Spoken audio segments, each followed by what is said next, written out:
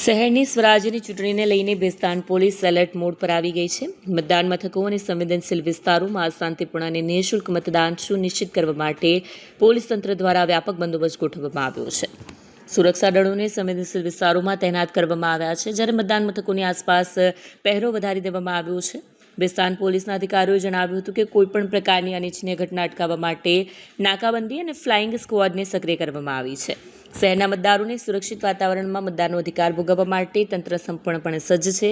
પોલીસે નાગરિકોને અફવાઓ પર ધ્યાન ન આપવા અને કોઈપણ શંકાસ્પદ પ્રવૃત્તિની તાત્કાલિક જાણ કરવા અપીલ કરી છે. આગામી સ્થાનિક સ્વરાજ્યની ચૂંટણી 2026 અનુસંધાને ભેસ્તાન પોલીસ સ્ટેશન દ્વારા જે ક્રિટિકલ બૂથ બિલ્ડિંગ છે એના ઉપર ફ્લેગ માર્ચ કરી કાયદોની વ્યવસ્થા જાળવવા માટે ફ્લેગ માર્ચ કરવામાં આવેલ છે. આ ફ્લેગ માર્ચમાં પીઆઈ ભેસ્તાન, 3 પીએસઆઈ તથા 25 પોલીસ માણસોએ ભાગ લીધેલું.